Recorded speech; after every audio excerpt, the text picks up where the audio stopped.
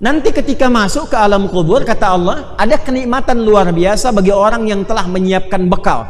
Jadi kan begini logikanya, Anda nggak mungkin datang ke sini kalau nggak menyiapkan bekal dulu kan?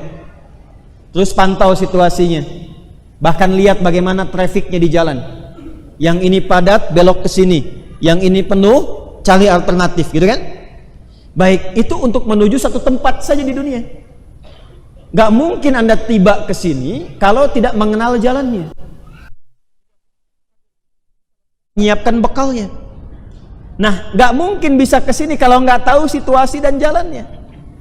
Berbahagianya, bersyukurnya kita, alam kubur itu jelas di Al-Quran dibentangkan informasinya. Ini suasananya. Kalau bekalnya sudah kita kumpulkan, kita siap, maka masuknya enak.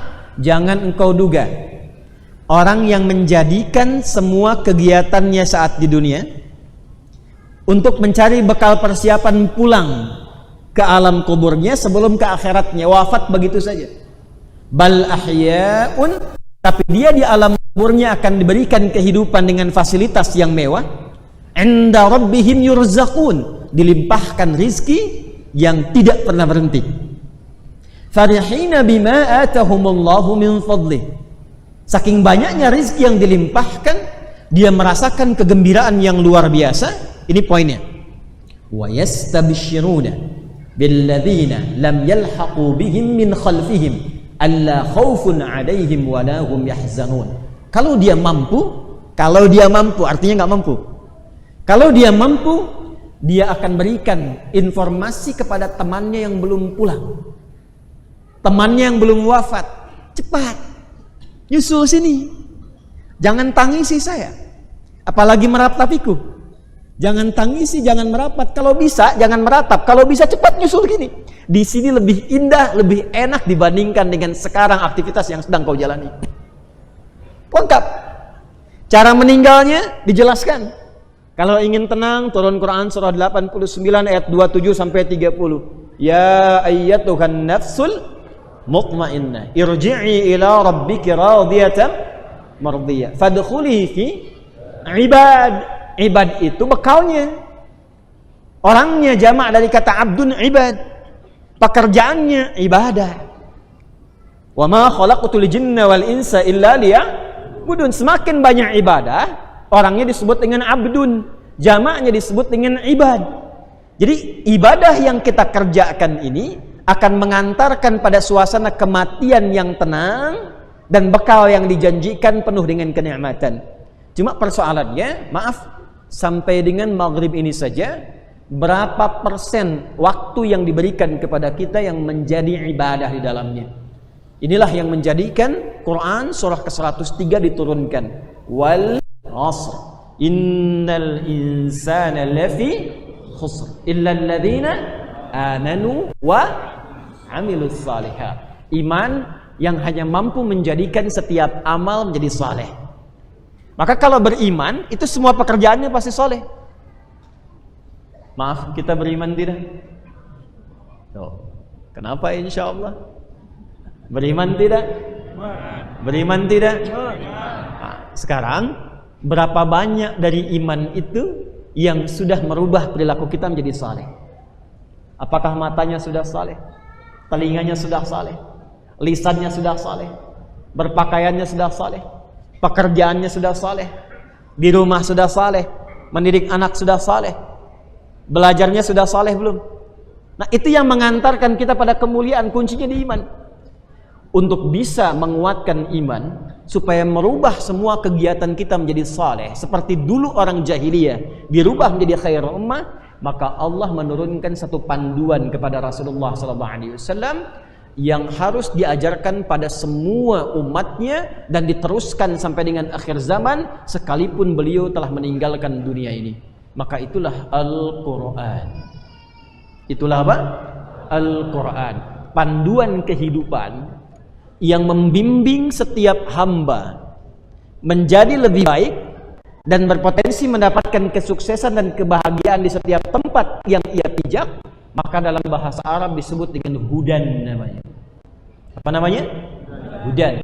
Maka Al-Quran diturunkan di hari mulia, bulan mulia, sebagai hudan, pedoman untuk semua manusia tanpa kecuali yang menginginkan kesuksesan dan kebahagiaan dunia dan akhirat. Maka turunlah Quran surah kedua Al-Baqarah di ayat 185. Syahrul Ramadhan alladzi unzila fihil Quran hudan linnas. Diturunkan Al-Quran di bulan Ramadan itu tujuan pokoknya bukan sekedar ingin mengangkat keistimewaan dan keagungannya, tapi ingin memberikan pesan penting di dalamnya bahwa ini pedoman hidup kita. Alhamdulillah, ini nggak bisa disangkal. Bacaannya abadi sampai dengan sekarang. Tak ada yang kurang satu huruf pun, tak ada yang berubah satu titik kalimat pun. Dituliskan mushaf, isinya sama semua. Orang penghafal bisa dicek hafalannya sama semua. Maaf, saksi sejarahnya masih hidup, rasulnya dibuktikan ada, tempat lahirnya ada, tempat hidupnya ada, orang-orang yang dulunya berada dalam titik nadir keburukan jahiliyah berubah menjadi khairu ummah setelah diberi petunjuk oleh Al-Quran, dan semua sukses. Yang di birokrasi dapat capaian tertinggi, yang bisnis gak nanggung, kekayaannya luar biasa. Yang di militer gak nanggung, 38 panglima, satu panglimanya bisa menaklukkan Persia dan Romawi. Dan kemanapun mereka berpijak, selalu membangun dan memakmurkan tempat di mana mereka berada. Itulah Al-Quran. Jadi Al-Quran itu solusi, bukan cuma bacaan. Jadi kalau Anda ngaji Quran, seharusnya bukan sekedar menjadi bacaan, walaupun itu mu'jizat dan berpahala. Seharusnya yang kita baca itu membimbing kita. Misal Anda baca ayat tentang mata, itu seharusnya ayat yang dibaca itu langsung merubah cara pandang kita. Misalnya Anda sampai ke ayat cahaya, Quran surah ke-24, ayat 30 untuk laki-laki, 31 untuk perempuan. Qul lil mu'minina yaghuddu min absarihim. Katakan pada pria-pria yang merasa punya iman, atur pandangannya. Lihat yang baik-baik, yang tak baik jangan dilihat. Nah, dari sekian Anda mengkhatamkan Quran sampai ke ayat itu, berapa kali bacaan Anda yang bisa merubah cara pandang Anda? Jangan-jangan ayatnya dibaca, ada pahala bacaannya, tapi panduannya tidak digunakan. Itu yang jadi persoalan. Anda baca ayat tentang lisan, Quran surah 49 ayat 11. Ya ayyuhalladzina amanu la yaskhar qaumin qaum. Hai orang-orang yang masih merasa beriman kepada Allah, jangan saling mencela, kata Quran. Kok ayatnya bisa hafal, surahnya hafal, tapi lisannya masih tajam pada saudaranya, masih mampu berselisih. Yang paling menarik, sama-sama ngaji Quran, sama-sama ke majelis ilmu, tapi bisa saling mencela. Itu Quran mana yang diajarkan?